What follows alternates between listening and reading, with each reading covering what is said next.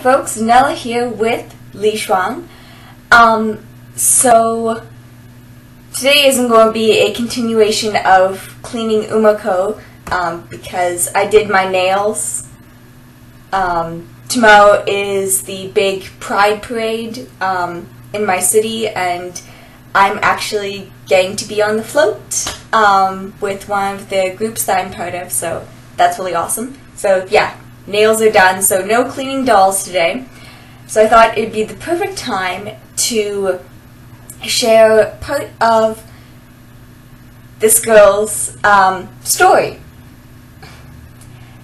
And I really need to stop referring to it as her story because it isn't her story. She's a key player in it.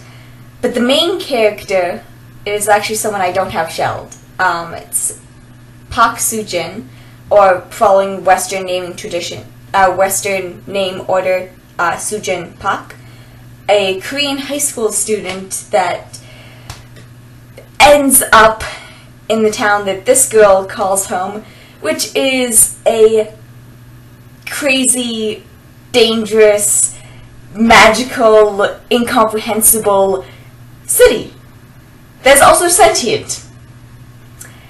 Yeah. So the excerpt takes place after Soo-jin has arrived at the city.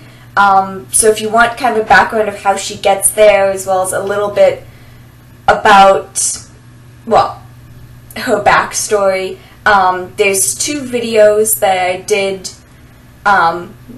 laying out her story in her perspective. So those will be in the description bar at the bottom.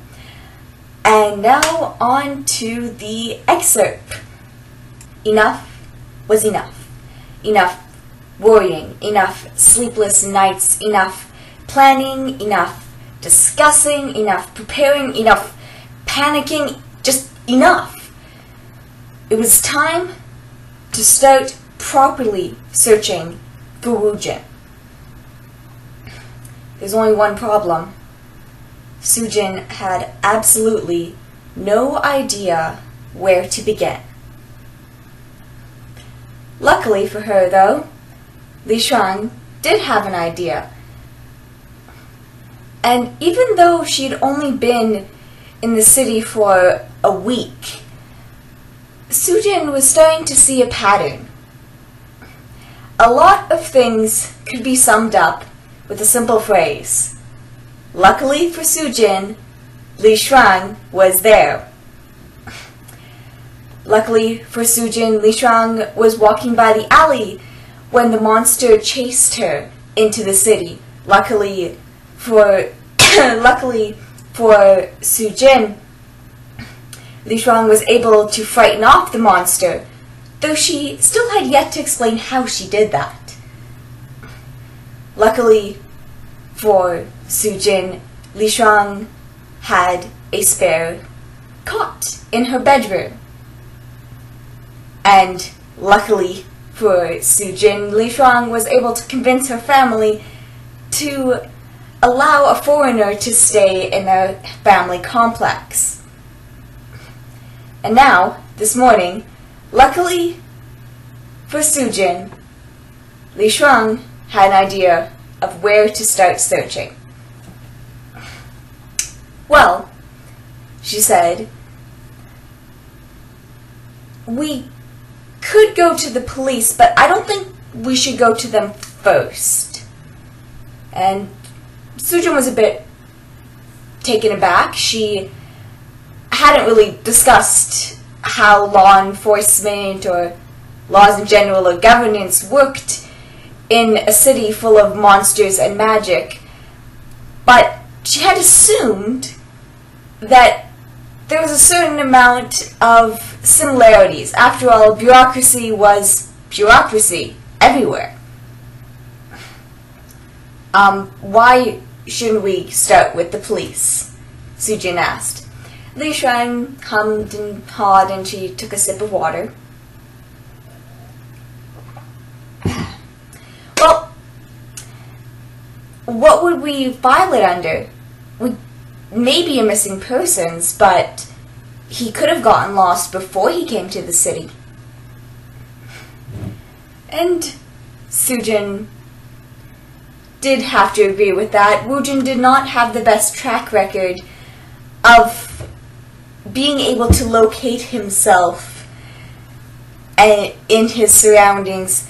He'd once gotten lost on the way to her home, his family home that he'd only left a few years before, but he had already forgotten the way, even though none of the landmarks had changed. Maybe he might have gotten lost before he reached the city. LiShuang continued, and if he did get lost somewhere else, then would our police even have jurisdiction? I mean, not that, the outsiders can enforce jurisdiction, but, bureaucrats, they really want to make sure that everything's neat and tidy. And Soo-jin agreed that her friend's words did make some sort of odd sense. Okay, she said. Okay then, if not the police, where should we start? And LiShuang leaned forward and smiled ever so slightly, exposing her teeth, and said, "Oh, we should start with my cousin Li-ling." And that's when Soo-jin pulled back and almost started laughing. That was not what she was expecting. A name of a shelter, some sort of contact, a detective, not a cousin. Though it did make some sense. After all, LiShuang had spoken at length about how her family was not only one of the founding families of the city, not only were they one of the most prolific and widespread of the families inside the city, they also enjoyed quite a lot of power and influence. And to find a missing person, power and influence would go a long way. And that is how Soo-jin found herself in her still torn school uniform, walking with her friend as LiShuang tried to explain something that was incredibly complicated, and she was not doing a very good job of explaining. Okay, LiShuang said, so, my cousin is agender, so that means that he is not male or female or gender fluid or anything. It's just he is nothing on that. Soo-jin wondered if something was lost in translation. Sometimes LiShuang would say things that brought up concepts that, well, maybe they were unique to the city, maybe it was that they were speaking a different language entirely. But sometimes when LiShuang spoke, Soo-jin was completely lost, and right now was one of those moments. Okay, so your cousin is mostly human like you are, right? LiShuang nodded. Okay, your cousin is mostly human, but it's not a boy or girl or something else? And LiShuang nodded again. She goes, yes, now you're getting it. Soo-jin went, no, I don't get it. And what did you say? The E? Why did you just say E? Like, what is that? And LiShuang stopped and grabbed Soo-jin's shoulder and said, I'm probably the worst person to ask for this explanation. E is to be used instead of he or she, and that's what my cousin Li-ling prefers because he is not female or male or anything like that. And Soo-jin looked at us, okay, I guess I'll just follow your lead. LiShuang nodded and said, well, that's probably simpler. Walking through the city, Soo-jin was hit with a sudden realization. She'd been in this crazy city for a week, and within moments of arriving, she had almost died. Her brother had been missing for more than 3 months now. And even if he hadn't been in the city that entire time, he had been there plenty long enough. Was he still even around?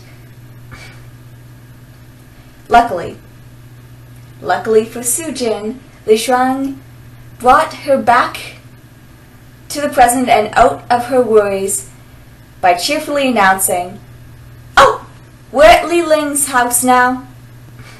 And in front of them was a simple wooden building with a rock garden out front and a solitary tree and a little bench underneath the tree.